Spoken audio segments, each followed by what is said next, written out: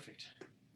And I believe we're successfully live once again. So thank you for tuning in. I am Tim Lewis, your Member of Parliament for Kitchener-Conestoga, and I thank you for joining me. I have to say, this is our live Facebook town hall. We started doing these back in March, and we are at our 25th Facebook Live Town Hall, and it's thanks to you for the conversations that we have that gives me the inspiration to keep going and having these and hosting these and having important discussions with our community and bringing on special guests that have impact on our community already, and we have this two-way discussion. So I would love to get right to it, and as I do, I just want to say that with our special guests, we encourage your participation as well. And so in the comments section, if you can, as we were talking, and you can write your questions down, we'll do our best to get them and answer as many questions as we can,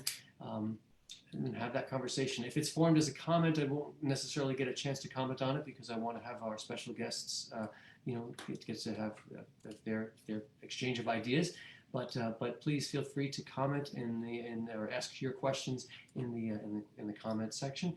And so this evening for our 25th Facebook live town hall, I wanted to celebrate Black History Month, and so I'm pleased to say that we have the Honorable Bardish Chagger, who's the Minister of Diversity, Inclusion, and Youth, and my neighbor from the Member of Parliament for Waterloo as well. So that is amazing to have you here. Thank you so much, Minister, and it's always an honor to have you here and have this discussion. And also, I want to welcome Colleen James, who's from her own company called Divanify, and I'm going to read your bio, Colleen. Just to say, with over 15 years of experience promoting inclusive environments in public, private, education, and not-for-profit sector, Colleen's been able to blend her passions of education and diversity. As the principal consultant at Divanify, she provides equity, diversity, and inclusion training to organizations, companies, and individuals. And in her role as a professor at the School of Business at Conestoga College, she thrives on challenging her students to discover their inner resources, enable them to better understand the realities and the possibilities of their diversity. Colleen holds a BA, honors BA from the University of Toronto, and is a graduate from the very successful Leadership Waterloo Region program, and currently completing her Master's of Education in Educational Leadership and Policy at the Ontario Institute for Studies in Education.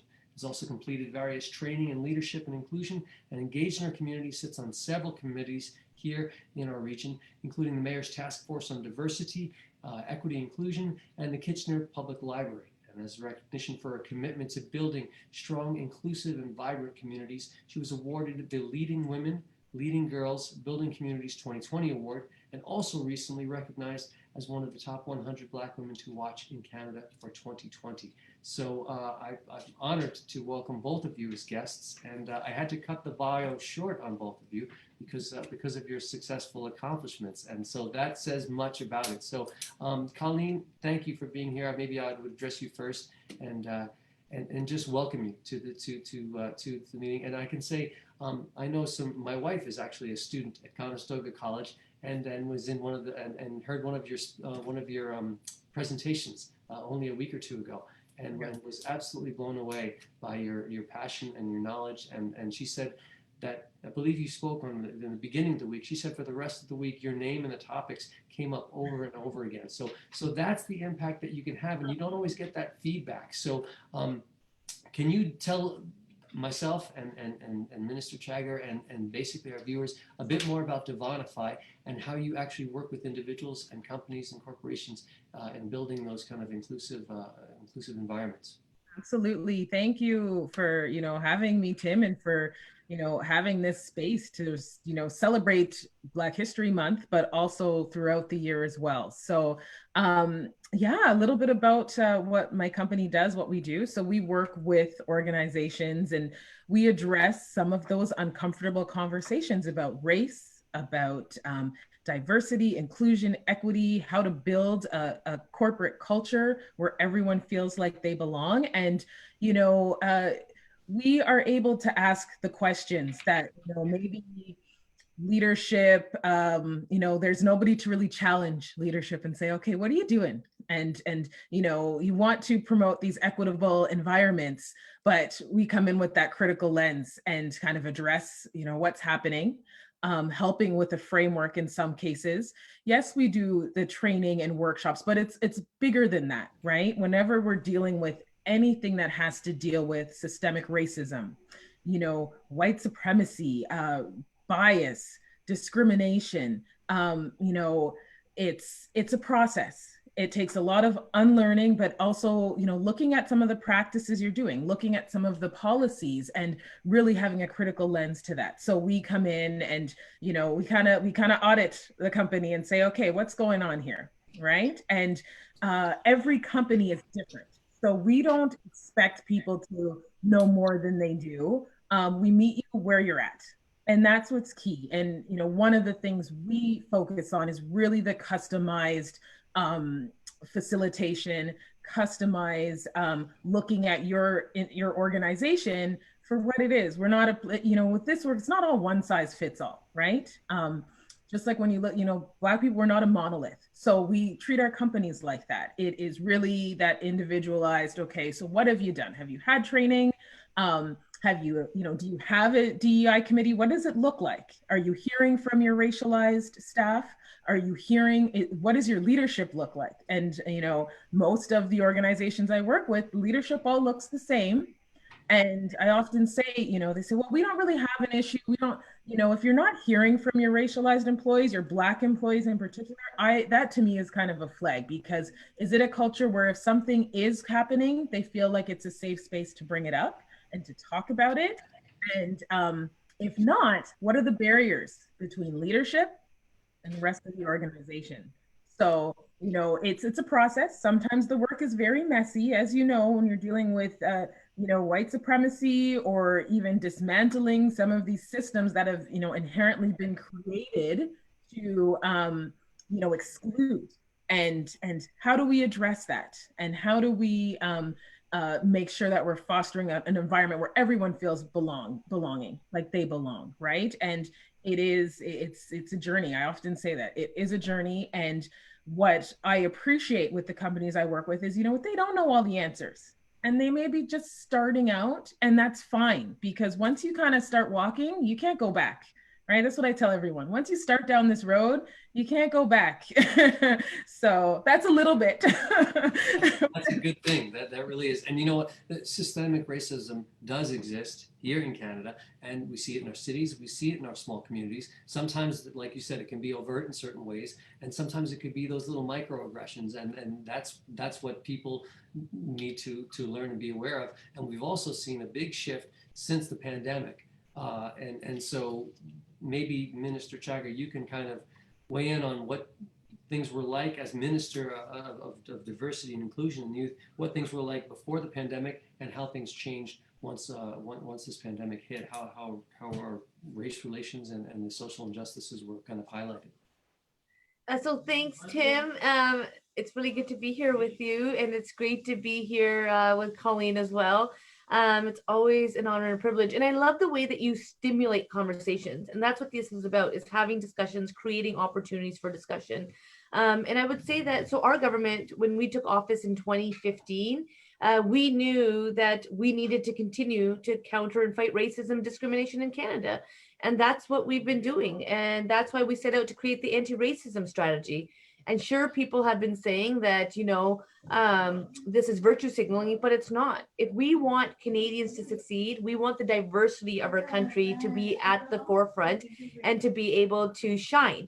And that means the decision-making table needs to change. And so the same 36 people who negotiated Confederation are the ones negotiating all the decisions today, then we have a problem. And I think that's what we saw with COVID-19. We saw a lot of organizations step up and say, we want to be allies. We want to ensure that we have inclusive communities. But then they looked at their leadership, they looked at their decision-making table, and it was not representative of the diversity of our country. So yes, government has a role to play. And the first pillar of the anti-racism strategy is federal leadership. But every single one of us has an opportunity to look at the tables and the spaces that we occupy to say, are we creating space Are we creating a truly inclusive Canada? And I think that's the discussion that COVID-19 has helped to stimulate. Mhm, Well, mhm. and I mean, I believe after that, the second pillar was investing, and then after that comes education. So getting back to you, Colleen, um, do you find that you're approached by companies and then you sit down and say, here's the strategy I can work with? Have you noticed a difference in people approaching you and people wanting to move along, let's say since the pandemic with all the heightened tensions that's around? Absolutely. And I think what organizations realize is, and I think this is, it can be applied to the broader society, is just explain or help us get us started in understanding what does this mean? What does it mean for systemic racism, right? We're using a lot of terminology, and yes, there's people, people have to educate themselves, but also we help with that. We help kind of unpack it and, what do these terms mean? And then go from there, right? Because if you don't even know what the term means and you're trying to address an issue, well, that's a problem. So, yes, there's companies that want to learn more. They want to help their organization. Maybe they recognize there's a problem and they've tried to do it themselves. And, my theory is, sometimes you need that outside perspective looking in to really kind of see what is happening. And yes, we have lots of people who work within an organization addressing this, but it's always of value to get that external eye view to say, okay, let me see what's happening. And with education, I think, when we think about the erasure of history and Black history in particular, what we're seeing this month is Black excellence or Black history, just all over. And I think that's what I know for me, that's what my focus has been, just really amplifying, the Black excellence that exists within our community, within our country, and the history that, lots of people don't understand. I just had a post about, Black inventors, right? And a lot of what has been invented has come from, Black history. It's Black inventors, and just that understanding and that erasure that's happened. And when you think about the curriculum and, how much of that does not include, Black history and even Indigenous history, right? We can't exclude that. It's a huge component of our country. And, it just shows that there are complete gaps in our education system. And, the ways to move forward and to address all of this and systemic racism is to really amplify, what's the history, what is our true history that we can celebrate, and we can celebrate Black history. And I say all throughout the year, you know what I mean? And organizations, they're starting to recognize that, individuals are starting to recognize it and do better, and acknowledging where they've done wrong in the past, right? Or maybe they could have done better or been on the mark. And I also think about, and I know for me personally, working in a lot of the corporate environments I've worked in, I've usually been one of few Black people. And sometimes that space is not, it's not the safest space to say if there's an issue. And I mean, it's the reality. It's the reality, because you're faced with bias, you're faced with discrimination. And, if you're one of few, sometimes you need that person to say, you know what, I got you. I know what's going on. You don't have to say anything. I got you, because there are repercussions for some if they speak out. And I really focus on, educating the leadership. If I don't see leadership and they say, oh, you come and do a workshop, train our staff, I won't do it, because I need to make sure that leadership is committed, and that, and that anything that, that they're committed, but also, they know that their employees can depend on them. And that's the only way. I won't just come in and do workshops and training. It's bigger than that. It really is that commitment and that accountability piece. And once I've met with leadership, I say, okay, you're going to do it my way? Sure. Now we can have the conversations about expanding this, right? So And it's much more than just, like you said, ticking off a box and saying, okay, we did that as far as a company is concerned. But I wanted to touch back on what you said as far as education and our younger generation. I think there's a really strong opportunity to have that younger generation step up. We've seen that in environmental issues. We've seen that with reconciliation issues. We've seen that with LGBTQ issues. Our younger generation, racism is taught. And if we can stop this from happening and break this cycle, I think our future generation can really take the mantle, and they're already starting to do that. It was my daughter, Colleen, that told me, make sure that when you talk about Black History Month, you say this month and every month. And that's my daughter that taught me that. So I think there's an opportunity here to not only work on ourselves, but to make sure that our next generation is going to be leading the way. So I wanted to say that if anyone has any questions, I get so caught up in this conversation that we're having a conversation, but this is open discussion. So if you have conversations and you're watching, feel free to type it in the comments section. And I would like to touch back the event you talked about, Black inventors, and it was a year ago when the world seemed a lot more normal. We were at the Regional Museum, and they had this wonderful display of all of the Black inventors and inventions, and it was amazing just to walk up and down these aisles and at the Regional Museum and see all of the work that's done. This year, celebrations obviously have to be virtual, but we do have a few things in the area. So Bardish, did you want to, I know that we've got an event coming up this weekend at City Hall in Kitchener, the Bring Out the Sunshine event, which is a perennial favorite. So it'll be a virtual event for Bring on the Sunshine, and the Canadian Caribbean Association of Waterloo Region, who had hosted that event that you're referring to at the Waterloo Region Museum last year, actually had a virtual celebration at the end of January this year. And the CS MARI, the Community Support Anti-Racism Action Program, one of the federal programs, was able to actually provide some funding to help that event take place. And so that's why the federal government does have programs to help create those opportunities for education. I wanted to chime off a little bit on what Colleen was talking about. So this year, 2021, marks the 25th anniversary of the Government of Canada celebrating Black History Month. I remember 25 years ago. This year marks the 6th year of the International Decade for People of African Descent. And that's, that's an international commitment where countries are recognizing this. This year marks the 75th anniversary of Viola Desmond resisting racial segregation in New Glasgow, Nova Scotia. And it was her courage that was a catalyst for racial equality and would eventually lead to the end of segregation in Nova Scotia. She's now featured on the $10 bill. Canadians, I can't even just say a certain segment of the population, know about Rosa Parks, but they don't know about Viola Desmond. And Viola Desmond had her courage prior to Rosa Parks. And if you actually look at this, when I became Minister of Diversity and Inclusion and Youth in 2019, and I traveled to Nova Scotia, my mind and my horizons were so broadened. I met individuals whose families have been here 9, 10, 11 generations. Black Canadians have been in Canada well over 400 years, contributing to Canada for well over 400 years, for well over Canada was even Canada. And that's why I think something that we've learned when it comes to our history with the First Peoples is we need to make sure it's a true history that's taught. And it needs to be written by Indigenous for Canadians. And the Black Canadian history, we need it to be written by Black Canadians so that we get to learn that true history. And yes, there is a lot of hurdles, but there's also a lot. I have a book and I'm going to go pick it up from upstairs and bring it to you to see, but it's an author out of Toronto and it talks about Black pioneers. And every single day I read a couple pages and I got to learn about one of the fathers of Confederation from British Columbia, a Black man. And, that's where I think we really do need to broaden the horizons. And you're right about young people. We teach division. We teach people to push people down. But COVID, as much as it's been challenging, it's an opportunity. We can build back better and consciously inclusive. We can build back so that we lift ourselves up, but leave the ladder down and bring people with us rather than trying to get to the top by pushing people down.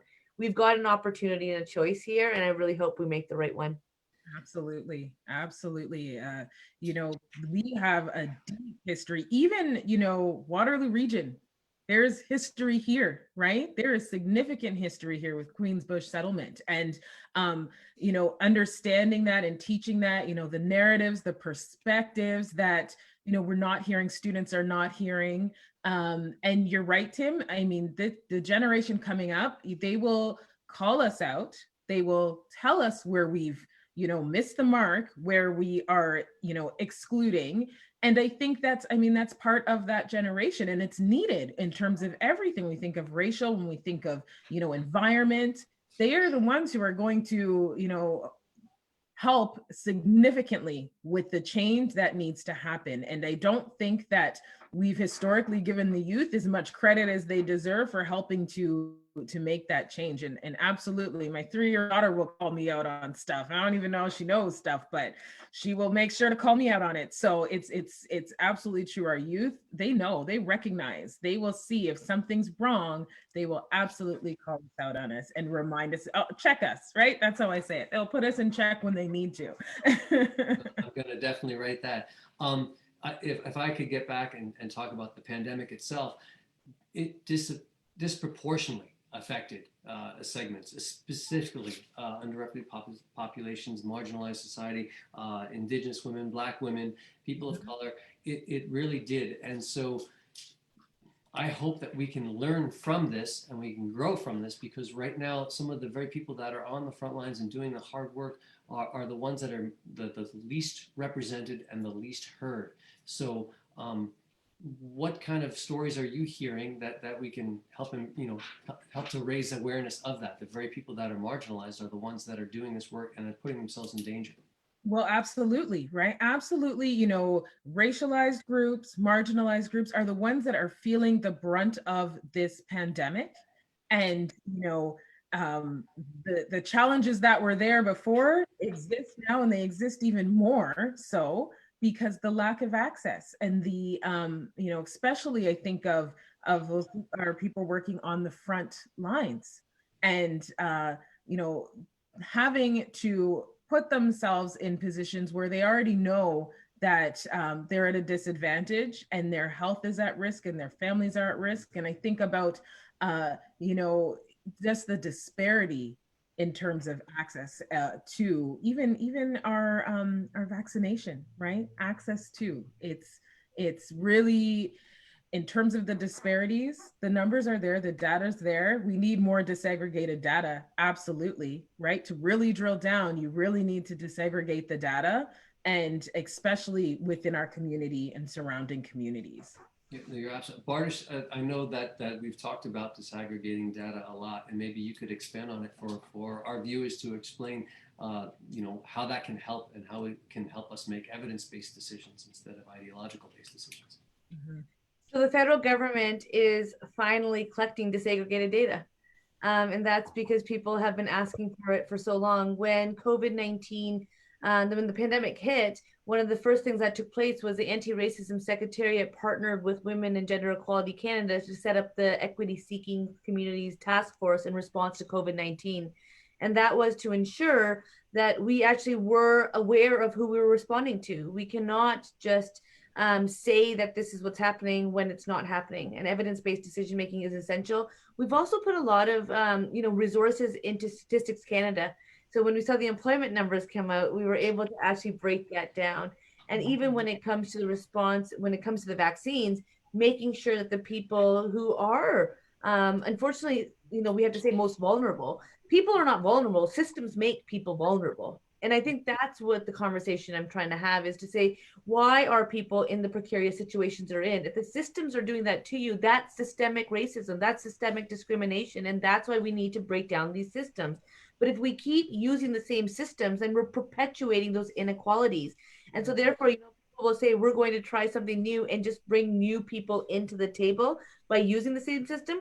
Well, then you're going to have close to the same outcome, because as a woman in science, I'll tell you, it's not that complicated to figure out. The systems that exist are not meant for the diversity of the country to succeed. They are meant for certain people to be left on the sidelines.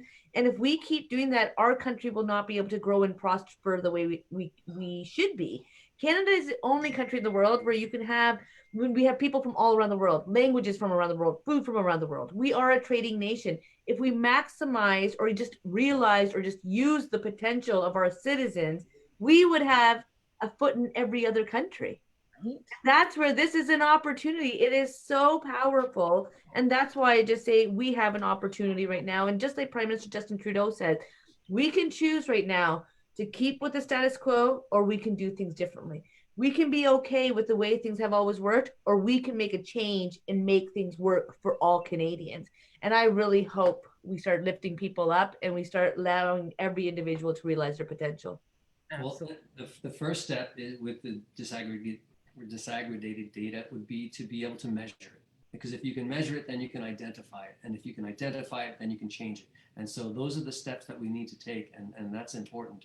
I just wanted to remind our viewers out there that we're live, and if you've got any questions, you can type them in the comments section, and we usually have them flowing in. I have a feeling that this is one of those times that either people are riveted by the conversation and just listening, or sometimes I would say, Colleen, people don't know how to start these conversations, and that's something. It happens maybe more in smaller communities than and it might be out of respect or just not knowing. So maybe we'll use the lack of a question as how do we start these conversations, because maybe someone doesn't want to seem offensive or they don't know how to do that. So how do you take this lack of a question as asking you a question? How does someone start a conversation like this and say, Well, what's wrong?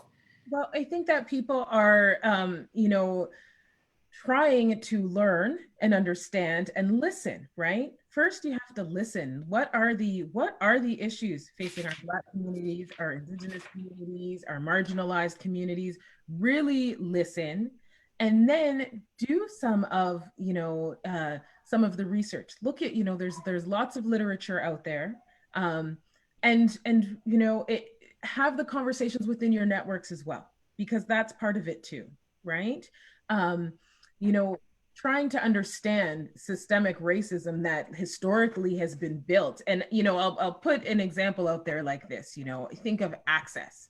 We think of access to land, access to buy property. So if you take everything way back, you go way back in history, um, white people have typically had access, been able to get and to achieve, and almost every other group has had to have some sort of fight. So already we're behind in a sense, right? We're behind. Maybe we're behind, 40 years, 50 years, 100 years, but it's that constant, having to fight to get the same access that inherently is given to other people.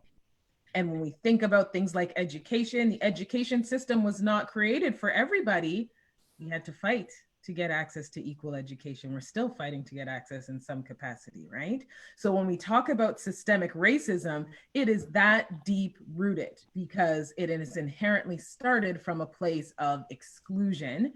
And over the years, we've had to, have our movements to sit on a bus, have a movement to own a business, access to healthcare without being used as a tool to better healthcare, right? So when you think about systemic, I mean, it's so deep rooted that, and it's a lot, it's complex, it's messy, it's a lot for people to wrap their heads around. I understand that. I'm still learning as well as I do this work too, right? So it's heavy stuff, but at the same time, I think it's okay to ask questions, but also recognize that there's some internal looking deep that has to happen as well.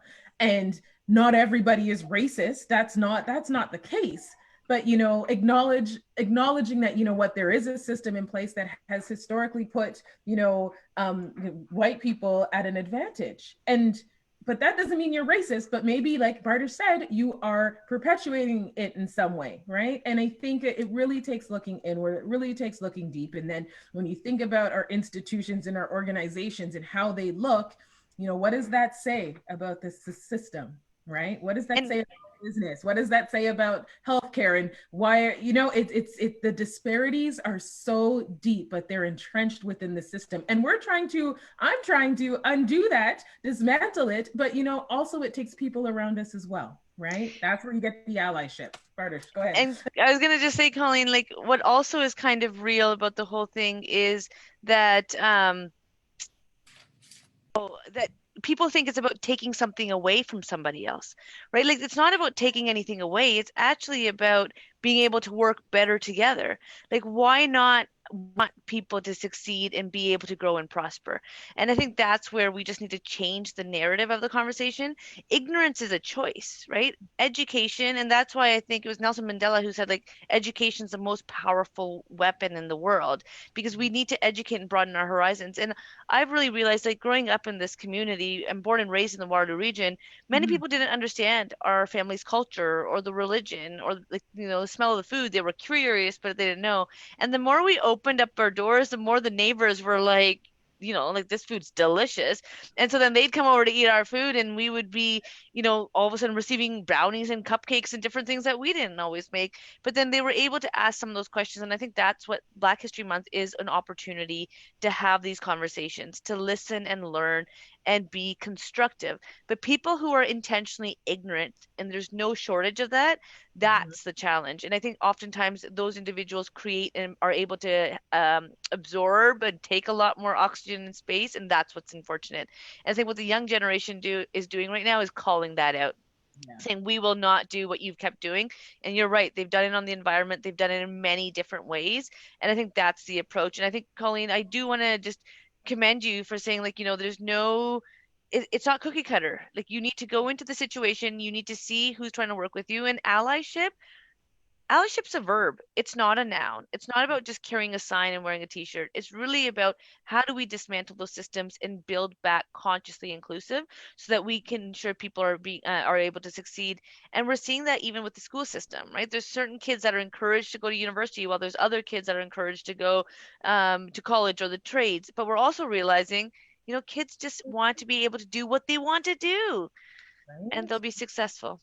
I was speaking with a friend the other day who lives in one of the townships, and she was talking about her children in school, and she's like, we don't have a lot of Black families or racialized families, and she's conscious of that because she wants her children to grow up and appreciate everybody. And I just said, one of the ways you can do that is when you are speaking to the educators in the school, ask them if they have Black textbooks, if there are toys that represent our diverse community. And I'm not in the community, but this is a way that you can help to make sure that there is something within our education system, be it books that represent more, and ask. And it's about the action, right? And you're right, allyship, it is a verb, and that means you have to advocate for those who are not in the room, right, to do that. And that's part of it. So and I think a lot of people just they really want to understand and help and do that. But yes, there are people who are very ignorant. We've seen it in our community. We continue to see displays of this within our community. I was saying the other day, I want those people, those racist people, ignorant people, to be the exception and not the rule, right? And it takes our community to do that, to recognize. And we continue to see it. But at the same time, there are people who want to do better, and recognizing that, right? Right, I because would say most people do. It's just they're maybe doing it quietly, and the other people there's this stigma that sometimes people feel like by helping someone else, it's taking something away from them, and it's yes. not. It's in anything, it's creating more space, and I've heard someone say, a candle loses nothing by lighting another flame, and I think with that attitude, you want to help each other. It's not there's not a limited mentality that if I'm helping someone else, it comes at the expense of me. And so that's one of the things I think we need to combat. And I think things are moving, obviously not as fast as we'd like them to, but possibly faster than they would have if it wasn't for this pandemic. This has really shone the light on the inequities. Well, yeah, go ahead. I was gonna say, if it wasn't for the pandemic, where people were, nobody was immune, and we were all affected in that one way, shape, or form, right? All of us, right? And then you had George Floyd. That's not the first incident we've seen, but that was the one. I mean, I was talking to my mother the other day. I said he did not die in vain, and because of that injustice that happened, people started to see. And yes, people should have been seeing years ago, decades ago, but with the pandemic coupled with racial injustice, social injustice, our economics, environment. Everything is now at a we can't be silent. We can't not do anything. We have to make sure that everybody feels like they belong in the environments that they live and work in. And that's what I want to, I don't want anybody else to have to walk into an environment and feel like they can't be themselves, or that they're not going to get access to opportunities because someone sees them as less than, right? And that doesn't value their human life, because that's what we saw back last year. The inhumane, unappreciation of a human life. And I feel like that affected people to the core. And that's why we have seen everything we have seen happen and continue to happen, to raise awareness and really get equality and deal with it, and be anti-racist, right? Be anti-racist. I always say that. I want Canada not to be less racist than another country. I want Canada to be the most anti-racist country in the world. Yeah. Right? That is my goal as Minister of Diversity and Inclusion in Youth. And I think, what took place with George Floyd, I think with COVID-19, people had to see it. And I think oftentimes, whether it's in our hallways, whether it's within our community, whether it's within our workplace, whether it's within our homes, we have opportunities where there is tough conversations that need to take place. We need to get comfortable with being uncomfortable with these conversations. People will say, well, it's just a joke. It's not a joke, right? And I think that's where we really do need to look at what kind of society we want to build. And Tim Lewis, I just want to say to you, since you were elected in 2019, it kind of transformed the way we operate in the region. The voice you brought, whether it was for diverse communities, the voice you brought for racialized Canadians, the voice you brought, wanting to learn and wanting to bring people in, the fact that you go above and beyond to call people back and say, I want to get to know more, and you're wanting to broaden your horizons, the voice you bring being an artist. And, never have we had a member of parliament with an arts background in our benches saying we need to make sure that these people are also taken care of and supported through challenging and unprecedented times, is, I would say, quite transforming. Your voice, even with LGBTQ2 communities. And that's where I think intersectionality is also something that we have not done enough with, and we don't seem to understand enough. It was Black trans women that, started the Stonewall riots in 1969. And if you actually look, we are seeing a lot more people from LGBTQ2 communities within, different places, including the economy. But are we seeing Black trans women? Are we seeing Black trans people? And that's, where it comes to the people who have oftentimes created those opportunities and really stood up and were so courageous. Where are they? And I think that's where we can't lose sight of it. And after the pandemic, we are going to make sure everyone is vaccinated. And we're on target to make sure anybody who wants a vaccine by September gets a vaccine. And we'll go back to a new normal of being busy. But we can't let these kind of opportunities pass us by, and we can't be turning our heads. If we actually are committed to building back even better and consciously more inclusive, we have to commit to having those conversations within the spaces we occupy and holding governments to account, because I think we all have a role to play. Yeah, I appreciate that. And, as an artist, I've always wanted to help. I've always wanted to make a difference. And now I find myself in this privileged position where I feel like my voice is amplified in a way that I could have only imagined before. And it is the artists in so many cases that are on that kind of front line of advocacy and progressiveness and trying to help and basically just doing everything they can. So I hope that I can take some of that, and now in the privileged position I'm in is expand it, which is why we're having conversations like this, which is why I have those phone calls, and it's refreshing to hear. And if people disagree, well, we can have that conversation too, because there's nothing wrong with that. This is not it's all part of it, right? Exactly. It's a conversation. I forgot to ask our monitor that we've got some questions. I forgot about the questions. Is there questions yet or no? It's still riveting. I think there are. So our moderator, if you could read the questions too. I apologize for people who've been typing in. Type your questions in the comments, but we're having a conversation on here, and it's deep and engaging. Yeah, I always say the criticism will tell us where our blind spots are, right? That's how I see that. So, you know, there's a huge accountability piece with all of this, especially with government.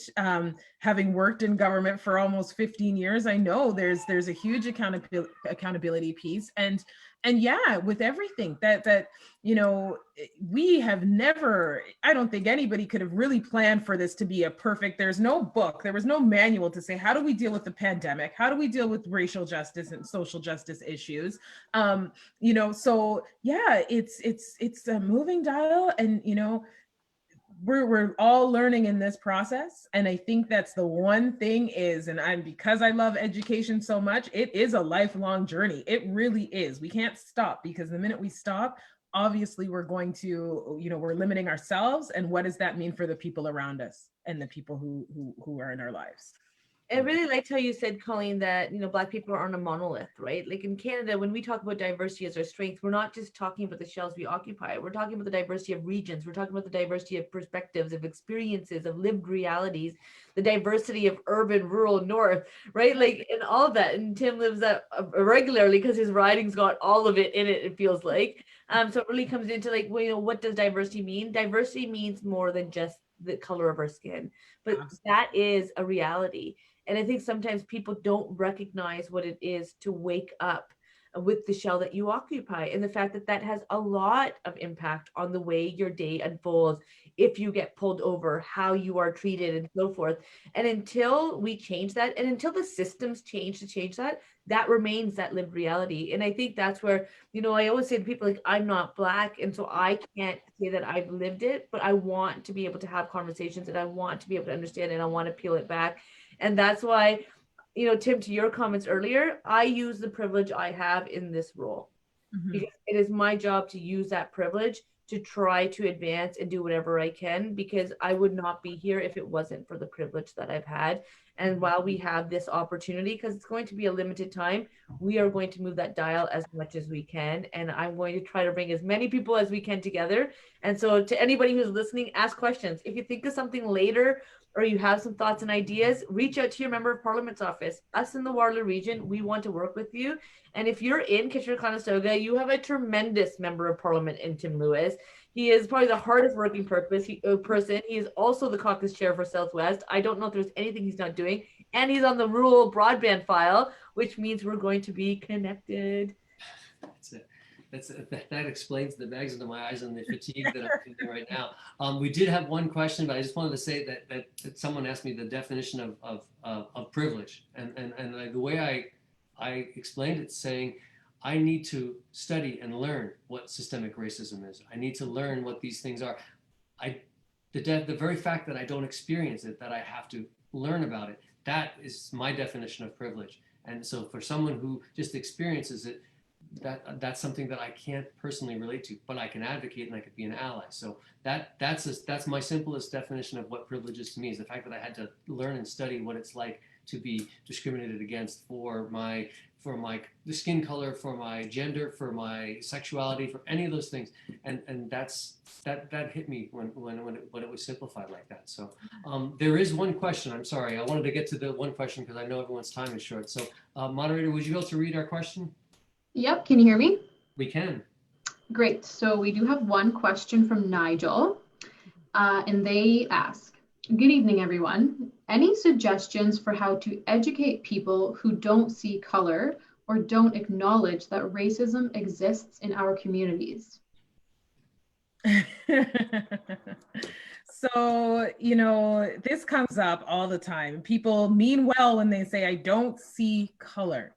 Well, the first comment I have to say, is if you don't see color, then you don't see me. You don't see that, especially given everything that's transpired. You don't recognize that, Black people are disproportionately pulled over by the police more than white people. You don't see that, when you look at all of our leaders within organizations, there's a lack of representation there.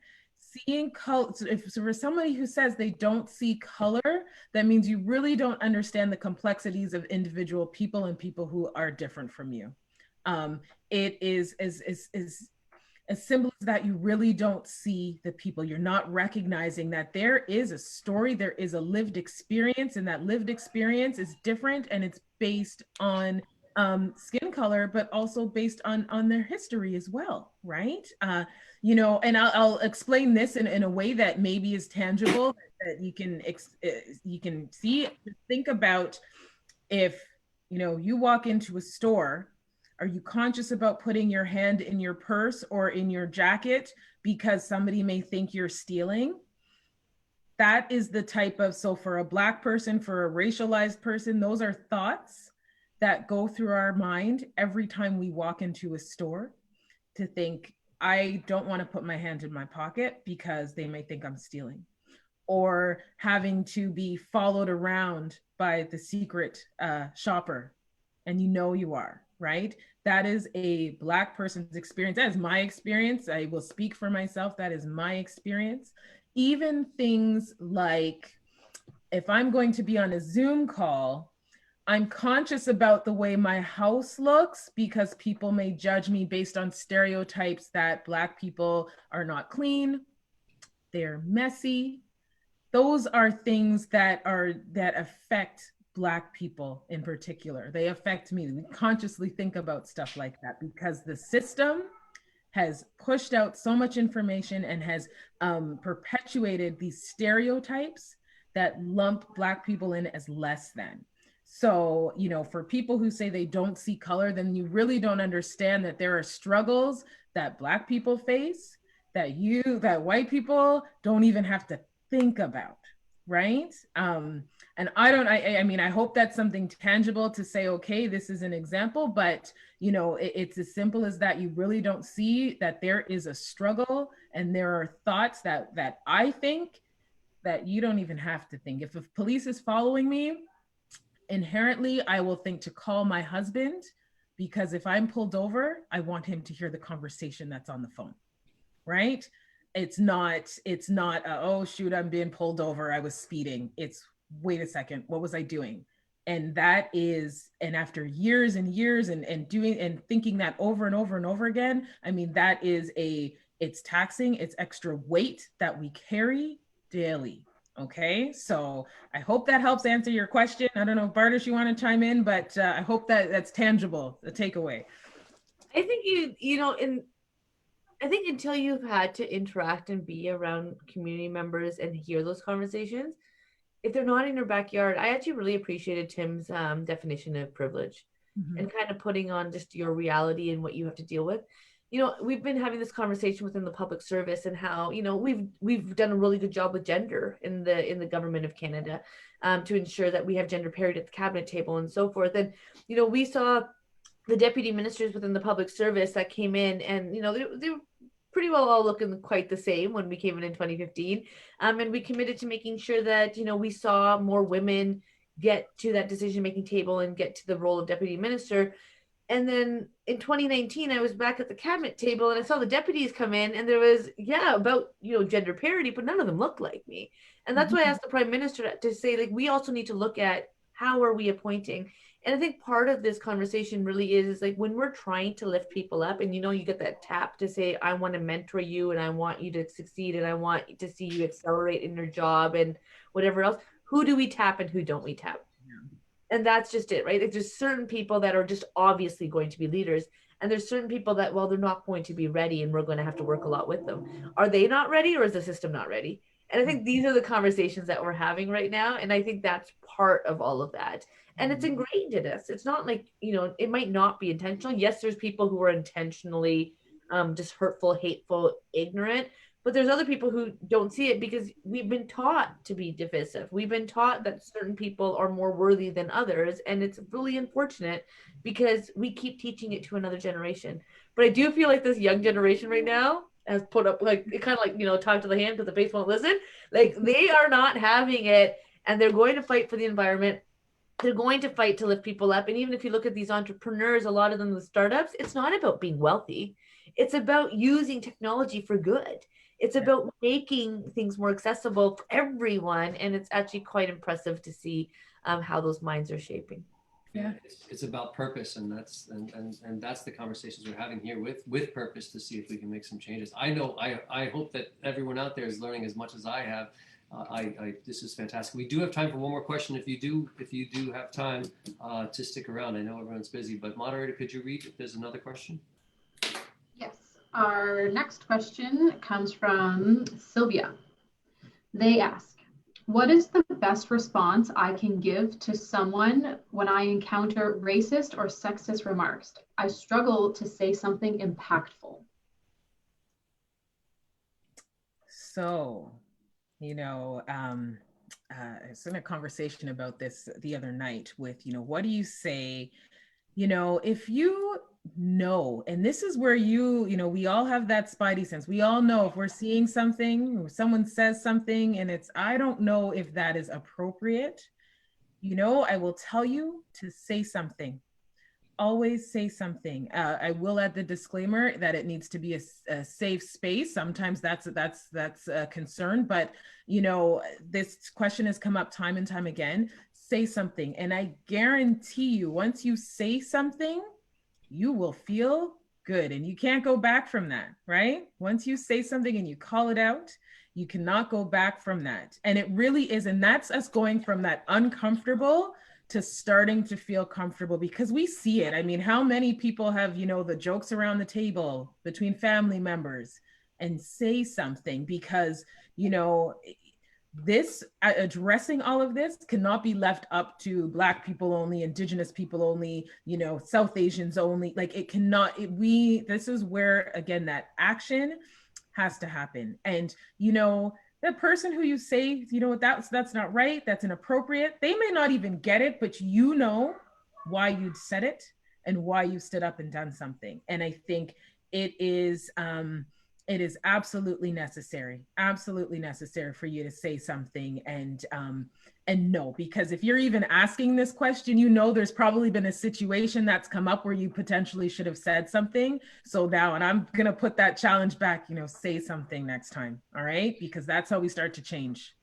That kind of brings me to what Bardish had mentioned before, is not being non-racist, but being anti-racist. Mm-hmm. Mm-hmm. That does make sense. I wanted to close things up and be respectful and mindful of everyone's time, but maybe a final closing remark as we're right in the middle of Black History Month, and you can see the engagement, and more people watch this when we post it even the next day, and we usually get lots of feedback. So we do encourage you to contact any one of us and send your comments, send your questions, and this has been such a helpful thing. But Bardish, I know you're on your way out to another event, but did you have a closing remark or something to leave people as Minister of Diversity and Inclusion and Youth, like we spent so much time talking about? And your dear friend from Waterloo. What I'll say is thank you for having me. This was really an opportunity. Black Canadian history is Canadian history. Black history is Canadian history. We need to know our own history. So I'm going to plug this book. It's Trailblazers. It's by a Canadian author. I really do think we need to get into supporting our own, but there is some fabulous leaders within our community.